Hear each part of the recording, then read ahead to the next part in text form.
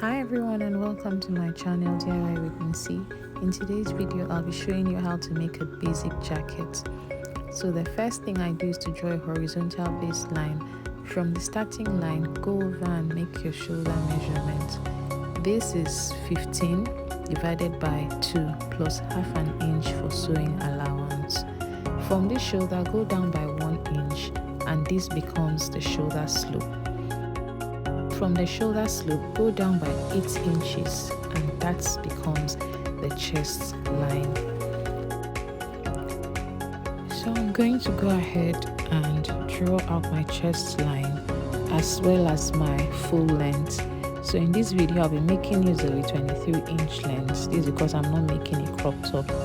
So I'm going to go ahead and connect my shoulder slope to my chest line and this becomes the armhole depth.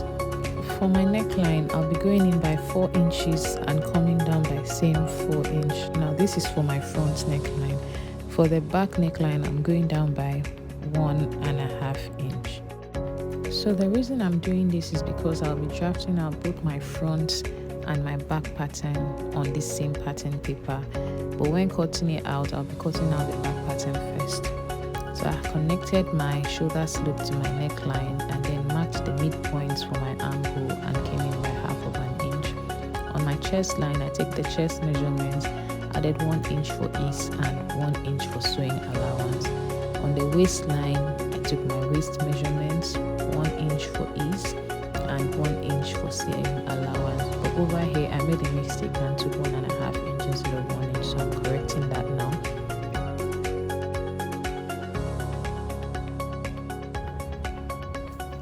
So for the hip measurements, I'm going to be taking 10 inch, that's 40 divided by 4, 1.5 inch for that, 1 inch for ease and 1 inch for sewing allowance, as you can see here.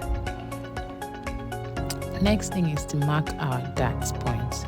So this is your nipple to nipple divided by 2. So nipple to nipple, 8 divided by 2 gives me 4. I'm going to mark that on the length of the jacket and take it all the way to the half length.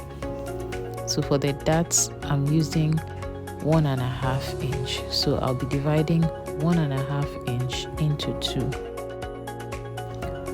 So once you divide 1.5 by 2, you'll be getting 1/4 inch on both sides like we have here. And then I connect it to my half length or waistline, as you can see in the video. So after I'm done, I'll go ahead and connect all my lines, the chest to waistline, waist to hip line, and also my armhole as well.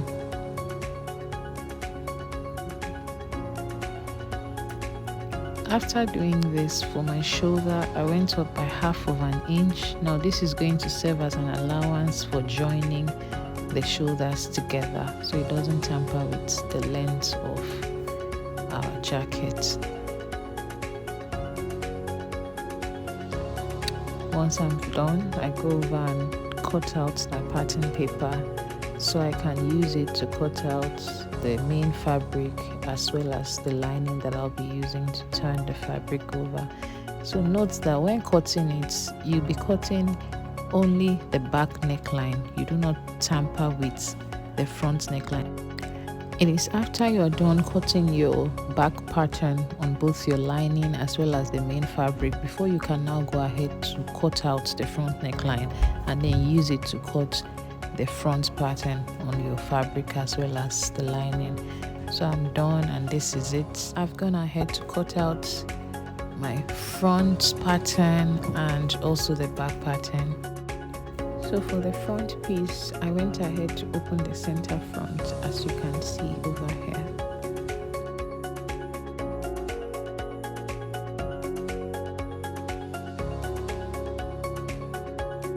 Guys, this is what we have, the front piece as well as the back piece. I'll go ahead and take this to my machine and join the side seam of the front piece and the back piece together, and also do the same thing on our lining. So I've gone ahead to join the side seam and the shoulder together, as you can see in this video, and I also did the same thing for our lining, right? I'm going to turn the right sides of my main fabric and the lining to face each other, and then I'll go ahead and match the neckline all around. As you can see from this, I've already gone ahead to sew around the neckline by 1/2 inch and use my scissors to notch around the neckline. After doing this, I'll top stitch on the lining like so. I'll make sure to neatly top stitch it. Now once you're done sewing both the neckline and the lower part of the jacket, you turn it out through the armhole. After turning it to the right side, I'll take this to my ironing board and iron it out so everything will look neat and clean.